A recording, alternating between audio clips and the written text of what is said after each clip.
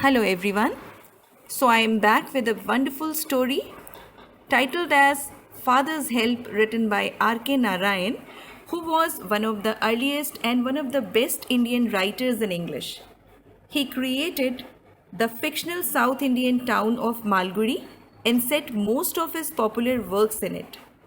The story is taken from his short story collection Malgudi Days.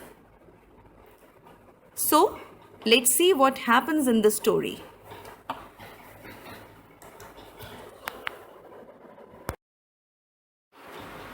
The main theme of the story is a pretext for not going to school. The story depicts the child's psychology and shows how a child's mind works to devise out a trick for shirking his duty. The story revolves around a schoolboy named Swaminathan, who is the protagonist. Swami, like any other kid, does not like school and wishes that the school is reduced to dust by an earthquake. He is a student of Albert Mission School. Like some boys, he despises school going and finds a pretext for not going to school. One Monday morning, he decided not to go to school and finds a pretext that he has a headache. His mother allows him to stay home, but when his father comes to know about his headache, then he becomes stubborn and says to him that he must go to school. Swaminathan replies that he is unwilling to go to school late as his teacher Samuel would beat him. Then Swami gives a brief but vivid imaginary account of Samuel's violent character and says that he is so rude to the boys who go to school late. He canes the boys very vehemently and not stops till he sees blood on the boy's hand, which he makes the boy smear on his face. He also reports that once the teacher had skinned the knuckle of a boy. Hearing this, Swami's father becomes exasperated with the teacher and writes a rude letter to the headmaster complaining against Samuel and gives it to Swami to deliver it to him. On the way, while going to school, Swami's conscience bothered him for making a false statement about Samuel. However, he devises out a fault with the teacher's treatment of his students. Going to school, he finds the teacher more genial and kind than ever before. The teacher neither abuses him nor canes him. The boy, however, shows rudeness with the teacher in the class. While the school breaks, then he rushes to headmaster's chamber and seeing the room locked, he asks the peon and comes to know that he is on leave for a week. He doesn't deliver the letter and returns home straight. His father asked him about the letter and came to know that the letter was not delivered by Swami. Then, snatching the letter from Swami's hand, he tears it off and throws it into the waste paper box and mutters that he deserves the punishment of Samuel.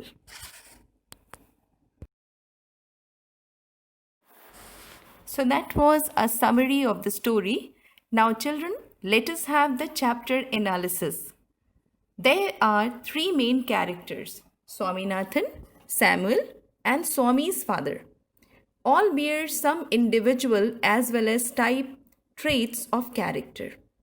Swami is a type of boy who is unwilling to go to school and finds an excuse for not going to school, and what tactics he finds is a type of childish wickedness.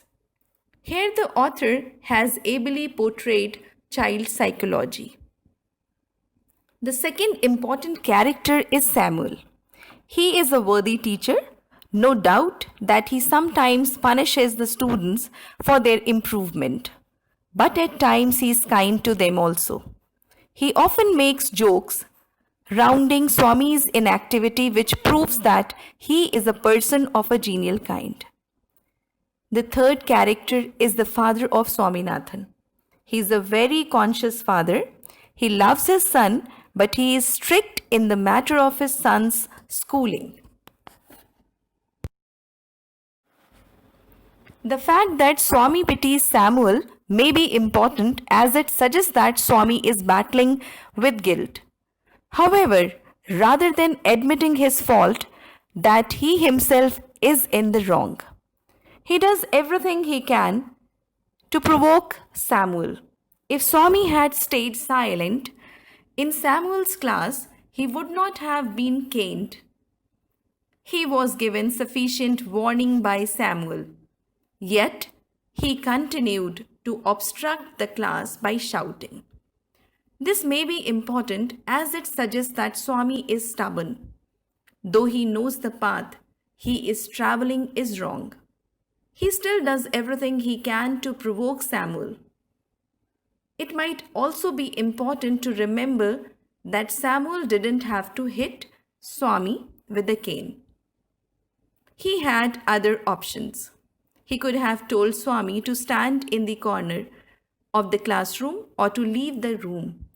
So, in some way, Swami may feel justified by the fact that he has been caned by Samuel.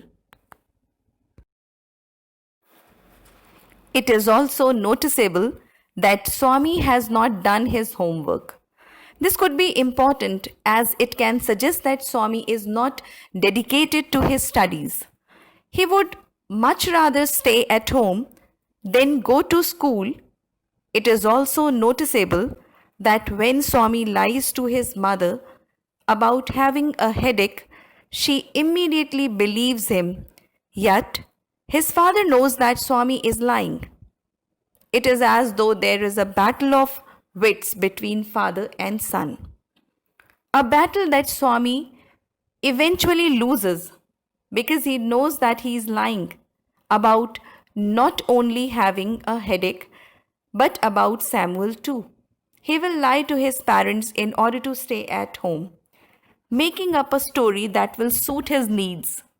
However, just as Swami is stubborn, so too is his father, who knows that Swami is lying to him, still wrote a letter to the headmaster, even though he knows that Swami will not give the letter to the headmaster. So, children, we see that in reality there are two guilty parties in the story. Both Swami and Samuel have done something wrong. Swami has lied and provoked Samuel, and Samuel has reacted to Swami's provocation and hit Swami with the cane.